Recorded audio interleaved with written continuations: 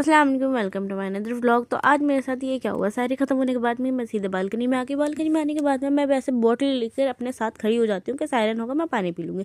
लेकिन आज ऐसा हुआ कि कपड़े फैल रहे थे तो मैंने उसी के ऊपर ही बोतल रख दी। फिर मेरे हाथ से ज़रा से कपड़े हिल गए और यहाँ पे बोतल नीचे गिर गई। वो तो अच्छा कि नीचे कोई था नहीं और मैं बच गई। लेकिन सबसे पहले सुबह उठते ही मैं बाहर आई। बाहर आके मैंने देखा कि बॉटल तो है नहीं, क्योंकि मैं रात में बोतल उठाने के लिए नहीं गई थी, क्योंकि मुझे लगा कि कहीं पता चले मैं नीचे जाऊँ, मुझे नीचे ही से ही कोई अपना कोई पकड़ ले कि ये क्या बदतमीजी है, आपने नीचे कैसे फेंकी। मैं तो भाई डर गई थी, इसलिए मैं नहीं गई। और यहाँ पे फिर अम्मी ने दोपहर में बैठ गई थी सिलाई करने के लिए, क्योंकि रमज़ानों में दोपहर के बाद ही सारा काम होता है, इसीलिए अम्मी सिलाई करी थी। और अम्मी ने मुझे बाहर भेज दिया गोश्त लेने के लिए, शलजम लेने के लिए, क्योंकि आज हमारे यहाँ बनेगा शलजम गोश्त।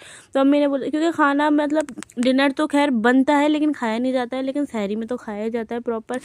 और बाकी तो अफ्तारी के लिए आज हमने सोचा था कि हम चाउमीन बनाएंगे। हमने क्या, मैंने सोचा था, मैंने बनाई है, मैं हूँ इसकी हकदार कहने के लिए। तो मैंने बनाई थी चाउमीन। और उसके बाद में हम लोगों ने सोचा था कि उसके साथ क्या बनाए, तो मैंने उसके साथ पकोड़े वकोड़े की अम्मी ने सब बना के रख दिया था, बस खाली मुझे फ्राई करने थे। और चाउमीन तो मैंने पहले ही बना के रख दी थी, क्योंकि इसका झंझट बहुत ज़्यादा है और ये मैंने चूल्हा इतना ज़्यादा गंदा कर दिया था कि अम्मी की गालियाँ मैंने फिर बाद में अफ्तार के बाद सुनी, क्योंकि रोज़े में गाली बकना अलाउड नहीं होती इसीलिए। फिर यहाँ पे मैं अब पकौड़ों की अम्मी ने सारी तैयारी कर दी थी और चूल्हा वूल्हा भी सब साफ़ कर दिया था। और यहाँ पे चीज़ बॉल के लिए हम लोगों ने ब्रेड क्रम्ब करे थे, लेकिन अम्मी ने बोला था कि ओवन में रख दो, ये कोई बात होती है।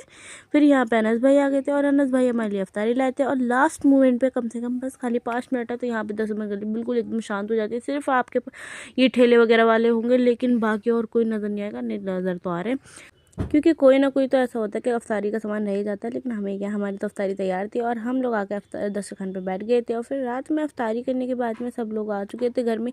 पापा तरावी पढ़ के आए थे, तो हमारे लिए आए थे दूध की बोतल। और मैं यहाँ पे मेहंदी लगाती। अल्लाह।